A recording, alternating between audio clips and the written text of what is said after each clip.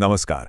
कभी सोचा है कि ये जो जीवन और मृत्यु का चक्र है, ये हमेशा तयशुदा रास्ते पर ही क्यों नहीं चलता? आज हम एक ऐसे ही गहरे रहस्य पर से पर्दा उठाएंगे। अकाल मृत्यु, यानी वो मौत जो समय से पहले आ जाती है। शास्त्रों के अनुसार ये सिर्फ एक हादसा नहीं है, बल्कि एक बहुत ही उलझी हुई आध्यात्मिक यात्रा है। तो आइए इस अनदेखी यात्रा की गहराइयों को समझने की कोशिश करते हैं। ये एक ऐसा सवाल है जो हम सबको कभी ना कभी परेशान जरूर करता है। जब किसी का जीवन बीच में ही खत्म हो जाता है, अधूरा रह जाता है, तो उस आत्मा का आखिर होता क्या है? क्या उसे शांति मिलती है या वो किसी अनदेखे लोक में भटक जाती है? आज हम इसी रहस्य की पड़ताल करेंगे। गीता में भगवान श्री कृष्ण कहते हैं कि जिसने जन्म लिया है उसकी मृत्यु निश्चित है। ये जीवन का सबसे बड़ा सच है। लेकिन सवाल यह है कि क्या हर मौत एक जैसी होती है? यहीं पर प्राकृतिक मृत्यु और अकाल मृत्यु के बीच एक बहुत बड़ा फर्क सामने आता है, और यहीं से हमारी आज की चर्चा का सबसे रहस्यमयी हिस्सा शुरू होता है। तो सबसे पहले ये समझना जरूरी है कि अकाल मृत्यु असल में है क्या। इसका मतलब सिर्फ जल्दी मर जाना नहीं है। इसका एक बहुत गहरा आध्यात्मिक मतलब है जो इसे एक सामान्य यानी कि एक नेचुरल डेथ से बिल्कुल अलग बना देता है। तो देखिए, अकाल मृत्यु सिर्फ शरीर का अंत नहीं है। नहीं, यह आत्मा का एक अधूरा सफर है। जरा सोचिए, शरीर तो नष्ट हो गया, लेकिन आत्मा अपनी अधूरी इच्छाओं, अधूरे सपनों और संसारिक लगाव के बंधनों में जकड़ी हुई है। वो आगे नहीं बढ़ पाती और यहीं हमारे ही लोक में फंस कर रह जाती है। गरुड़ पुराण में साफ साफ कुछ ऐसी मौतों के बारे में बताया गया है जिन्हें अकाल मृत्यु माना जाता है, जैसे कि भूख से मृत्यु हो जाना, किसी हिंसक जानवर का शिकार बन जाना, जहर खा लेना, पानी में डूबना या फिर किसी बड़ी दुर्घटना या आपदा में जान चली जाना। ये सब ऐसी परिस्थितियां हैं जहां जिंदगी अचानक और अप्राकृतिक रूप से खत्म हो जाती है। इन दोनों के बीच का फर्क बहुत ही गहरा है।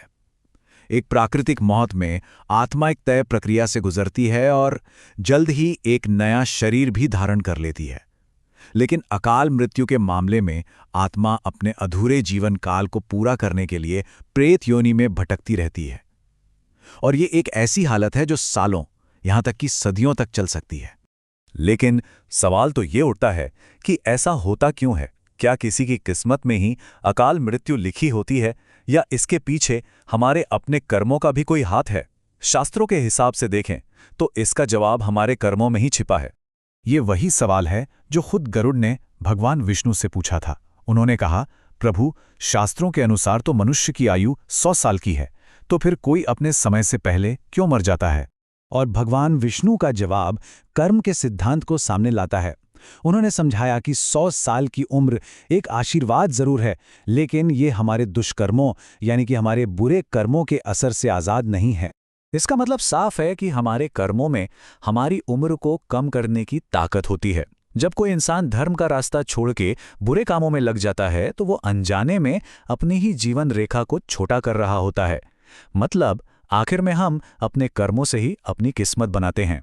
तो कर्मों का असर तो समझ में आ गया, लेकिन उस आत्मा का क्या होता है जो इस अधूरे सफर का शिकार हो जाती है?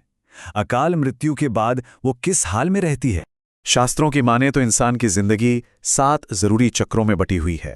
अकाल मृत्यु इन चक्रों को बीच में ही तोड़ देती है। जीवन का मकसद अधूरा रह जाता है, और यही अधूरापन आत्मा की बेचैनी और उसके भटकने की असली वजह बनता है।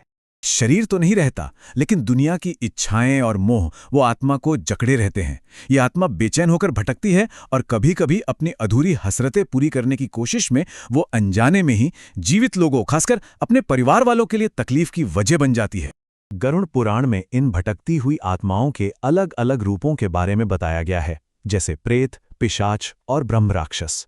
आत्मा किस योनि में जाएगी, ये इस बात पर निर्भर करता है कि जीते जी उसके कर्म कैसे थे और मौत के वक्त उसकी मानसिक हालत क्या थी। अकाल मृत्यु के सभी प्रकारों में एक ऐसा है जिसे शास्त्र सबसे बड़ा पाप मानते हैं, और वो है आत्महत्या। इसे इतना गंभीर इसलिए माना गया है क्योंकि जीवन को ईश्वर का सबसे पवित्र तोहफा माना जाता है, और आत्महत्या करना उस तोहफे का अपमान करना है, प्रकृति के सबसे बुनियादी नियम को तोड़ना है, और इसका नतीजा बेहद तकलीफदेह होता है। आत्महत्या करने वाली आत्मा को ना तो स्वर्ग मिलता है, ना ही नरक। उसे एक अंधेरी दुनिया में कैद कर दिया जाता है, जहां उसे तब तक भटकना पड़ता है जब तक कि धरती पर उसकी तय उम्र पूरी नहीं हो जाती। ये इंतजार दशकों लंबा हो सकता है। इस सारी निराशा के बाद एक बहुत जरूरी सवाल उठता है। क्या इन भटकती आत्माओं के लिए कोई उम्मीद है? क्या मुक्ति का कोई रास्ता है? ये सवाल उन सभी के लिए बहुत अहम है जिन्होंने किसी अपने को वक्त से पहले खो दिया है। क्या जीवित लोग उस प्यारी आत्मा की शांति और मुक्ति के लिए कुछ कर सकते हैं? तो जवाब है हाँ। गरुड़ पुराण में इसके लिए साफ उपाय बताए गए हैं।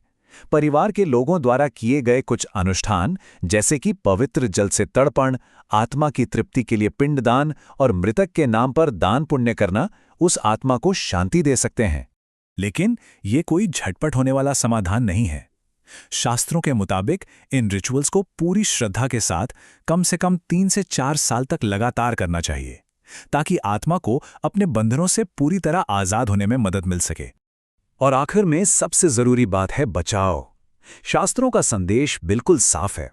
एक धर्म का पालन करने वाला जीवन जीना, अच्छे कर्म करना और ईश्वर में सच्ची आस्था रखना ही अकाल मृत्यु जैसे दुर्भाग्य से बचने का सबसे अच्छा तरीका है।